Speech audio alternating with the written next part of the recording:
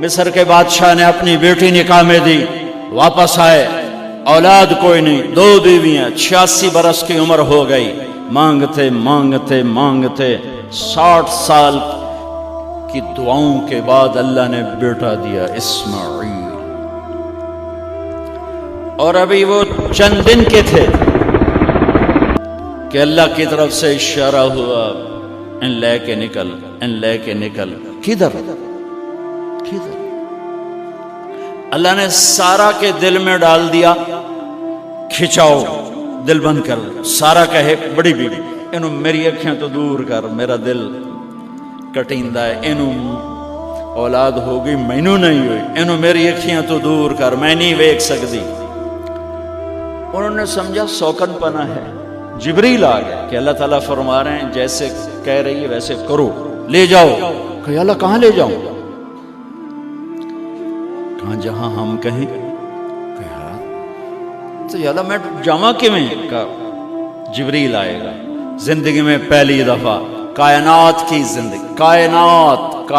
کی زندگی میں پہلی دفعہ جبریل انسانی شکل میں اونٹ پہ آئے، آگے جبریل اور پیچھے ابراہیم علیہ السلام، بچہ اور بیگم بھی ہاجرہ 20-22 سال عمر۔ چلو سارا سے بیٹا ہوتا، وہ بھی 80 سال کی ہو گئی تھی، تو ایک عورت زندگی گزار چکی ہے تو اس کو جدا کرنا آسان تھا۔ ہاجرہ شہزادی 20 سال عمر۔ چلتے یہ دن 3 ہفتے لگے، 4 لگے، مہینہ لگا، 2 ہفتے لگے، پتہ نہیں، اللہ ہی جانتا ہے۔ لیکن جب مکہ کی وادی میں پہنچے، جب نہ انسان، نہ درخت، نہ پانی، نہ سایہ، نہ غذا، اور ایک نشیب وادی جس کے چاروں طرف پہاڑ، صفا، مروہ، جبل ابی قبیس اور جبل ہندی یا جبل عمر، آج کل اس کا نام ہے، پتہ نہیں اس وقت کیا نام تھا، اب تو سارے صاف ہو گئے۔ یہ 4 پہاڑوں میں ایک نشیب آیا، تو جبریل نے کہا یہاں اپنے بچے اور بیوی کو اتار دیں اور واپس چلے جائیں۔ جب آگ میں ڈالا تھا تو ایک لفظ نہیں بولے تھے،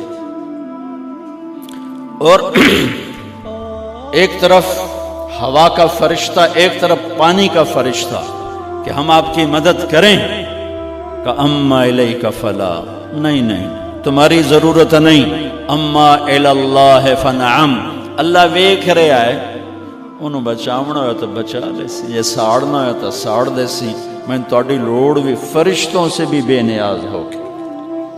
اور آگ کی طرف جا رہے ہیں خاموشی کے ساتھ، بس ایک لفظ، حسبی اللہ ونعم الوکیل، حسبی اللہ ونعم الوکیل، تیرے سپرد ہر شے۔ اس خوفناک آگ کے سامنے ایسا صبر، ایک لفظ نہیں بولے۔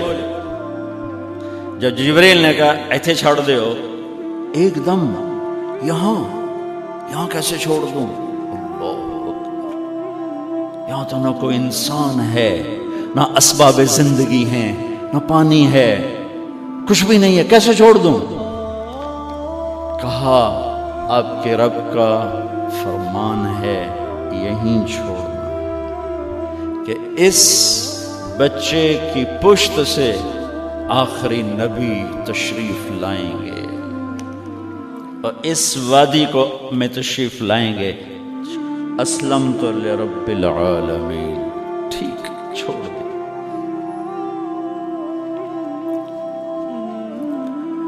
ہاجرہ تو نبی نہیں ہے نا، ہاجرہ تو شہزادی ہے۔ تو جب واپس مڑے وہ حیران ہو گئی، یہ کیا کر رہا، یہ کیا کر رہا؟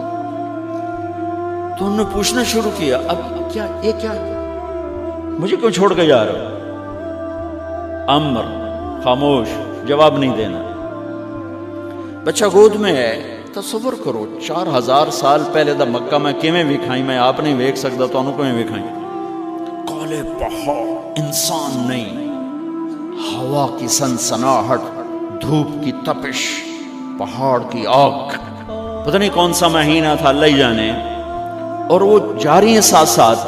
کیوں میرا قصور کی ہے، میں نے چھڑیا کیوں بھائی، جاندہ کدے پہ ہیں، کوئی غلطہ دس. چلتے چلتے کدئی پہنچے. کدئی کوئی 3 میل 3 میل. تو ہاجرہ کو خیال آیا یہ اللہ کے نبی ہیں، کوئی اتو نہ گال لائی ہوئے. تو 3 میل کے بعد اللہ امرک، کیا یہ اللہ نے کہا ہے کہ میں نے اتنے چھاڑ دے تو میرے پتر نو اللہ کیا ہے؟ تو ابراہیم علیہ السلام نے سر ہلایا کہ اذن لن یضیعنا اللہ. ایک اور ہاجرہ نے جنم لیا. پہلے ایک ماں بن کے سوچ رہی تھی، بیوی بن کے سوچ رہی تھی، اب وہ ایک مومنہ بن کے سوچ ابھری، ایمان والی بن کے سوچ ابھری. اچھا جاؤ، جس رب نے کہا ہے وہ رب مجھے ضائع بھی نہیں کرے گا. جاؤ. میں جب تصور کرتا ہوں میری آنکھوں کے بند ٹوٹ جاتے ہیں کہ اس نے خامند کو جاتے ہوئے کیسے دیکھا ہوگا. پیچھا پیکے تک کوئی نہیں جتے اس جاتے بہ جاؤں، کوئی 4 بندے بھی کوئی نہیں، چلو پردیسی صحیح. عزت دا زمانہ آئی، ہر ایک دی بیٹی نو بیٹی سمجھا جاندہ آئی. پیچھے کوئی نہیں ہے، وہ اپنے خامند کو دیکھے جا رہی ہے اور وہ پیچھے مڑ کے دیکھنے کی ہمت نہیں فرما رہے ہیں. جب وہ چلتے چلتے پہاڑ کی چوٹی سے نیچے اترے، پھر وہ بوجھل قدموں سے واپس ہوئی. میں الفاظ کہاں سے لاؤں کہ اس چال میں درد دل میں ہوتا ہے. مجھے لگتا ہے ان کے روئے میں درد تھا. جن پتھروں پہ قدم رکھ رہی تھی وہ بھی رو رہے ہوں گے اس وقت. جو ہوا ٹکرا رہی ہوگی وہ بھی دھاڑے مارتی ہوئی گزرتی ہوگی. چمکتا سورج آگ برساتا ہے، وہ آنسو برسا رہا ہوگا اس وقت. اور ابراہیم جیسی ہستی، عزم کے پہاڑ، صبر کے پہاڑ، جب پہاڑ سے نیچے ہوئے تو ایک دم اونٹ سے چھلانگ لگا تھا. بیوی نے نہیں دکھایا. جب نیچے ہو گئے، بیگم غائب ہو گئی، پہاڑ سے نیچے اترے، پھر یوں منہ کر کے ہاتھ اٹھایا، ربنا انی اسکنت من ذریتی بواد غیر ذی زرع عند بیتک المحرم. میرے رب تو میں نے امر کیتا ایتھے چھڑ، اے جنگل نہ بندہ نہ پرند، میں چھڑ کے اے جاندہ پہ اسلمت لرب العالمین. ابراہیم علیہ السلام کی زندگی پیغام ہے.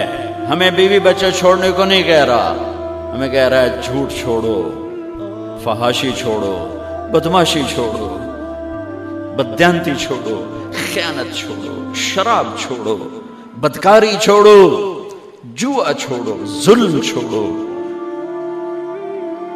ہم سے یہ مطالبہ، چھوٹا جا مطالبہ ہے. ابراہیم کے آگے تو 2 بیویاں اور بیٹھی تھیں، ایک سارا، ایک مدین کی ماں، 2 بیویاں.